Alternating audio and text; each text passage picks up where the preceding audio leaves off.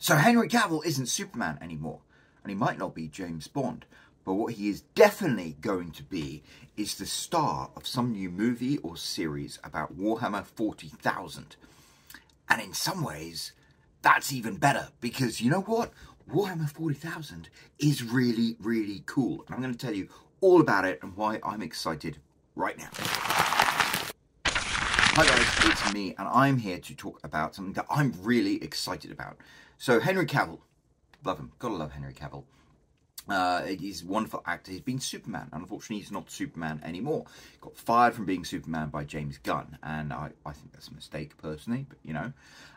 He looks more like James Bond than James Bond, and he did that wonderful movie, The Man from U.N.C.L.E., and he was like the American James Bond. And so I was really excited about the thought of him becoming the next James Bond. Doesn't look like it's going to happen. It's going to be that Aaron Taylor Johnson guy or whatever.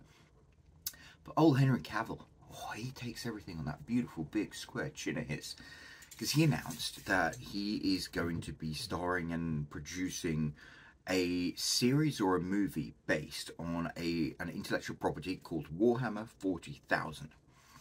And when I heard that, I was just like, what? Because Warhammer 40,000 is something really, really cool. And it's not actually like a widely known thing. It's super, super nerdy. But Henry Cavill, for the last 30 years, has been into this stuff. There is a company called Games Workshop, a British company. And back in the 70s or 80s, they started producing role-playing games. And they created a role-playing game kind of like Dungeons and Dragons, and it was called Warhammer. Except it was much, much cooler.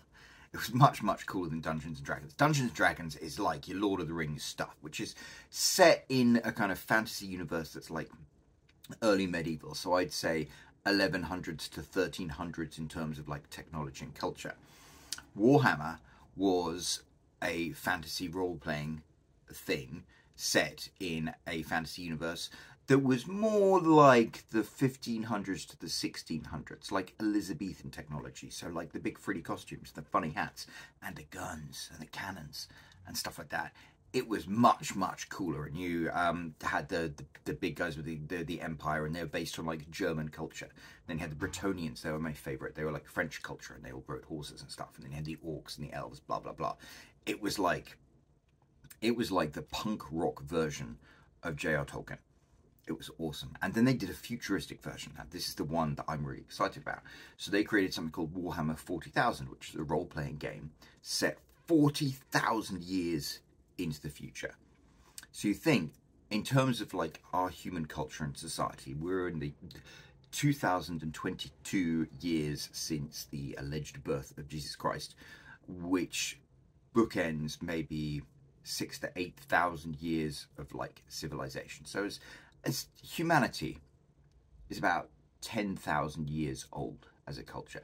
So imagine 3 times more than that, 40,000 years into the future. So sci-fi normally doesn't go that far into the future. We stick like 100 years into the future and stuff. 40,000 years, you know, it's just like, what technology could exist? What things could we have discovered? How would, I mean, it's almost incomprehensible to think what human culture might be like in 40,000 years' time. And that is what Warhammer 40,000 is. And they came up with this really cool concept for what it is. And it's just really, really cool. Basically, 40,000 years in the future, humanity has spread across the galaxy. And we did this by discovering this technology to travel in the warp. The warp is like a parallel universe, except it's a universe of like emotion and chaos and magic. And you open up a wormhole in the real world, go into the warp, travel a short distance in the warp, and you travel an immense distance in the real world. So it's like creating a wormhole thing. You have to go through this warp thing. And the warp is alive and has creatures living in it and feeds off emotion, and it corrupts things, and shit gets weird. And so 40,000 years into the future, about 20,000 years into the future, humanity conquered the galaxy. We had amazing technology, amazing AI. It was like the Star Trek blissful future. Then we stopped being able to go through the warp, and all of these different planets everywhere stopped being able to be in contact with each other, and they all collapsed into these feral groups. And you know, some were ascended to medieval technology, and some remained like super high in technology. But that existed for 10,000 years, and then warp travel became available again, and so humanity came out to try and sort of recolonize all of these different countries, all these different planets. But at the same time, they were being beset by aliens, the Eldar, the Necrons, the Tyranids, and the Orcs, and all these different factions. And humanity basically just has to go to be at a constant state of conflict to keep its countries and cities and planets alive. And to do this, they created this like insane military and religious thing called the Imperium of Man, and it's all run by this emperor dude. I can't get too far into the lore, but it's all like humanity exists as kind of like this high Anglican war machine.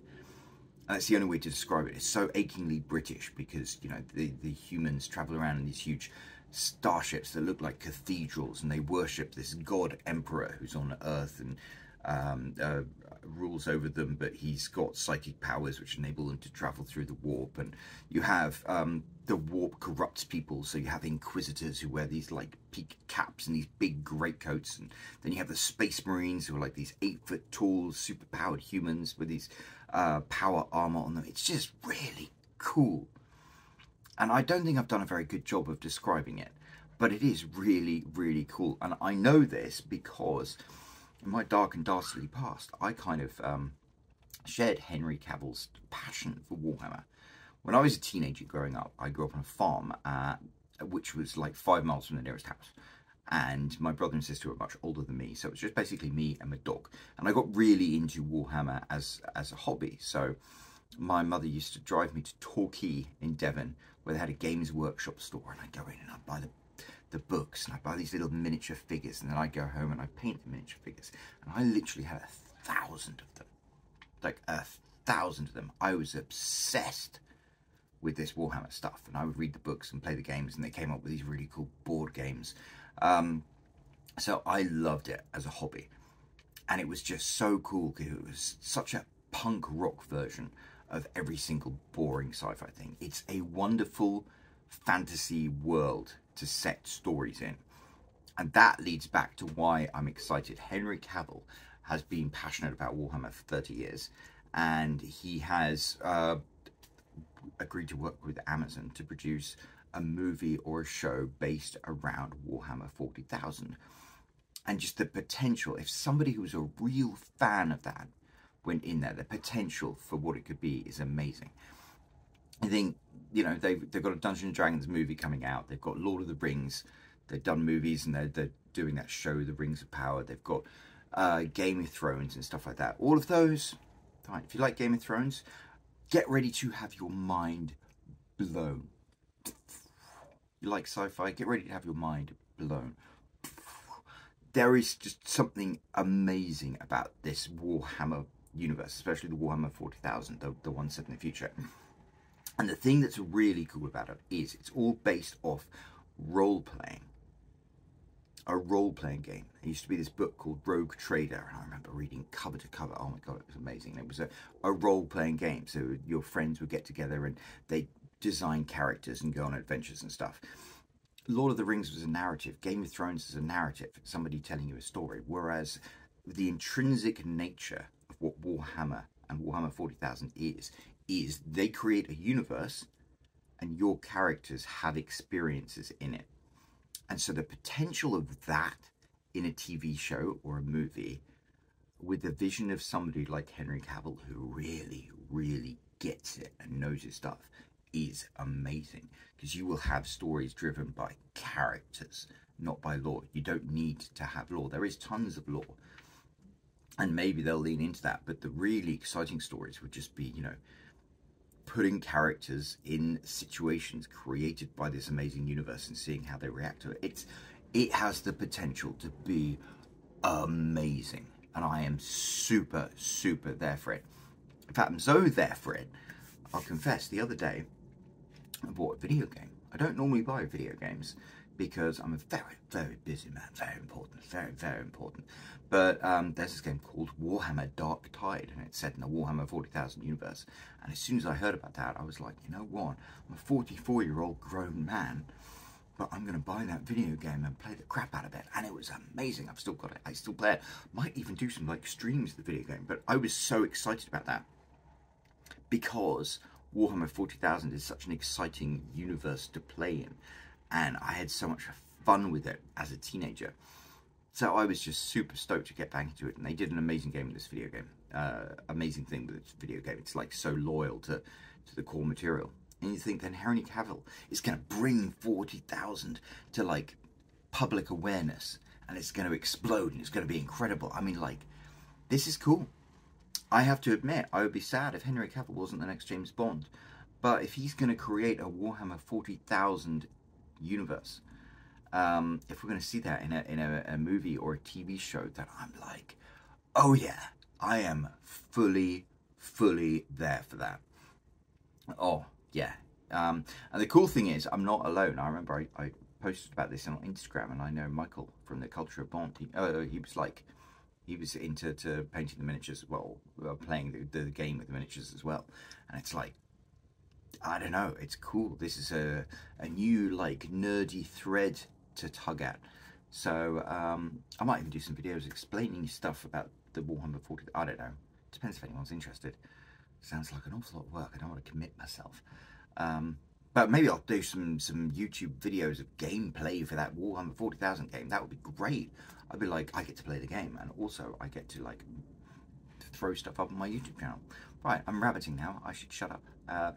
But I'm super excited about this news. Henry Cavill, you're going to do a great job. I am fully there for it. If you need a writer, you know, somebody who like knows the source material and is also a really good storyteller, maybe talk to your boy here, because I'm on the same page as you, mate. Right, anyway, with that, I shall go. But it's super exciting news, and I can't wait to see what happens with it. Ciao. I'm Roland Hume. I've sold 67,000 copies of my books. If you want to find out how I did it, I've got a link right here you can click. And otherwise, don't forget to subscribe. I've got more videos coming soon. Thank you.